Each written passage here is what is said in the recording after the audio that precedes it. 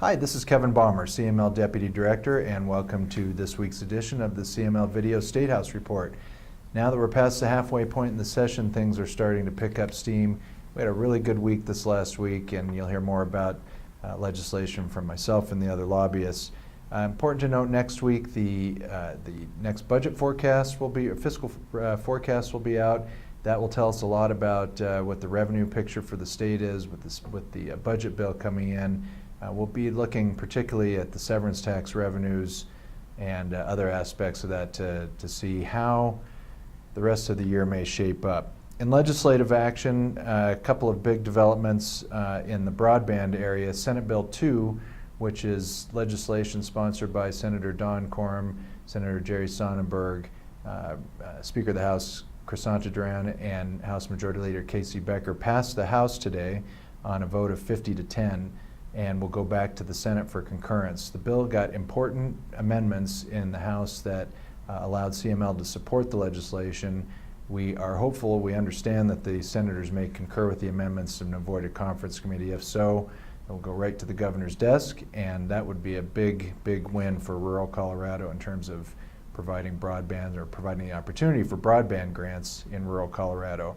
Along with that, CML supporting House Bill 1099 dealing with right of first refusal, making sure when grants are delivered that if the incumbent provider takes over that grant that they're providing same level of service at the same cost or better to customers in that area. So both CML support bills, both moving along. House Bill 1099 will be heard in its Senate Committee, Business, Labor, and Technology, on Monday. Even though only 27 members of CML are para-member municipalities, it's something that CML has worked on very hard since the early 2000s in representing them before the state legislature.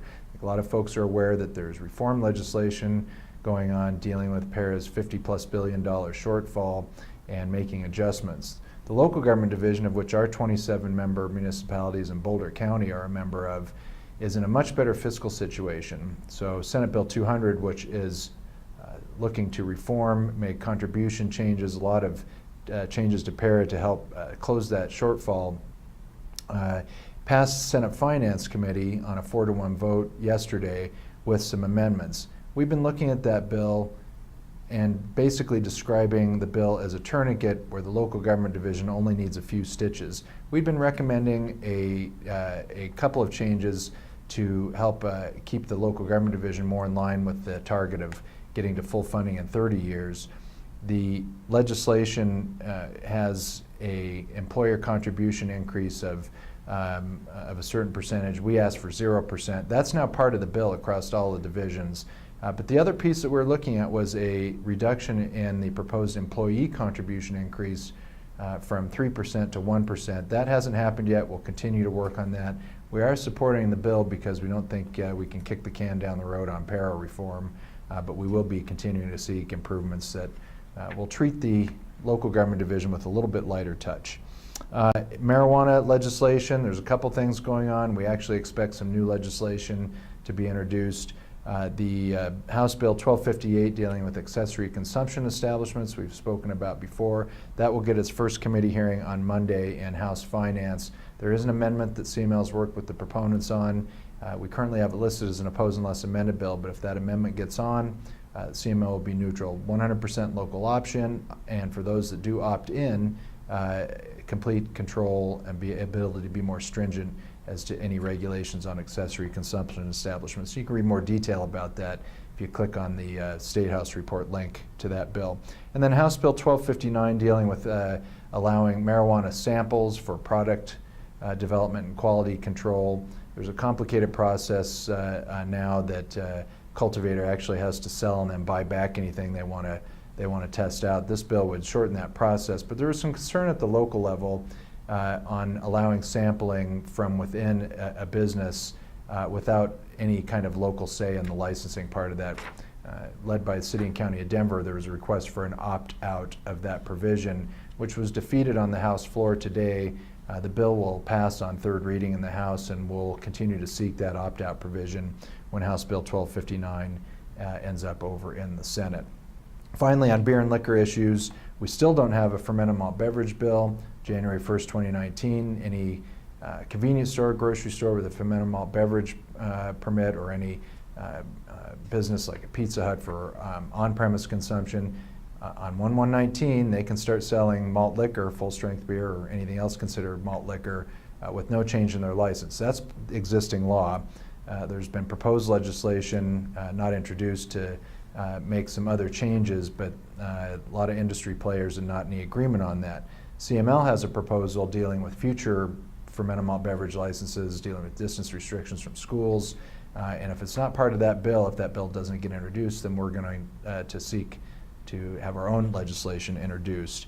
And along that line, Senate Bill 198, which has been introduced, is a proposal for what's called expanded malt liquor licenses. Essentially, retail liquor stores wanting convenience stores, grocery stores to apply for a new type of license instead of just being able to sell malt liquor on January 1st, 2019. CML is opposed to that bill. It was a concept that was fairly roundly rejected in interim discussions over the last 18 months and culminating with a series of recommendations from that interim group.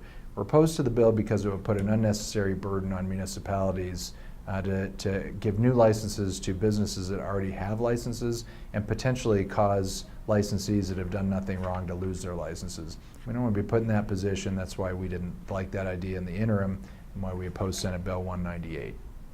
Hi, this is Megan Dollar with the Colorado Municipal League.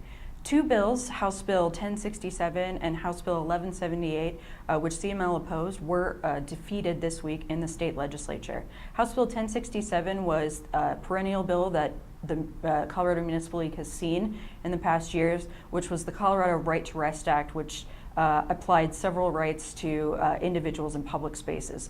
CML did testify in opposition, and that bill was defeated by a vote of 10-3. Another bill that was heard this week that was defeated was House Bill 1178. That bill had to do with so-called sanctuary cities here in Colorado. It created criminal and civil liability for city council members and other elected officials if an illegal immigrant committed criminal acts. CML certainly opposed that bill, and that bill did die on a party line vote in the House State Affairs Committee. Two other bills I want to talk about have to do with municipal courts. The first one is Senate Bill 203, which was recently introduced and will be heard on March 21st, next Wednesday. What that bill is a compromise that CML reached with the ACLU that has to do with conflict-free municipal defense in municipal courts. CML has been working on this legislation with them for several months. We have a lot of options in there to comply with the bill, and there will be some state funding attached. If anyone does have questions on that, please feel free to contact me. Another municipal court bill is a CML priority bill that should be getting introduced in the next couple of weeks or so. It's in the drafting stages right now. Representative Lontine is our House sponsor and has received late bill permission for it. What the bill does is create a reimbursement program in the Department of Local Affairs to implement House Bill 1309, which passed back in 2016 and requires the addition of defense counsel in municipal courts at the first appearance. This bill is intended to fill that unfunded mandate that was put upon municipalities with the passage of 1309, and we do appreciate the governor's office and our bill sponsors for working with us to fund this mandate.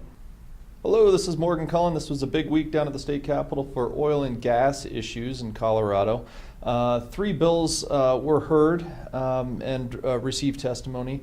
The first was House Bill 1289, which creates a local exemption for forced pooling requirements for municipalities across the state and would allow them to keep or preserve their mineral rights in the event that they were asked to be forced pooled. The second bill is House Bill 1157, and that just provides increased measures for reporting requirements for oil and gas operations that have a spill or some sort of an accident has occurred or any injuries that have occurred on the job. And the final bill is Senate Bill 192. This bill is very similar to House Bill 1150 that was PI'd last week over in the House of Representatives. This bill was introduced in the Senate, was heard in the Senate Ag Committee yesterday, and this bill would hold local governments liable for any ordinance that they passed that would create a ban on hydraulic fracturing or any kind of a moratorium on oil and gas operations within their vicinity. I think we're going to see a number of other new oil and gas bills introduced in the coming weeks. One will be additional requirements for setbacks as they from schools, and then I think we'll also see a couple of other additional force pooling bills as well.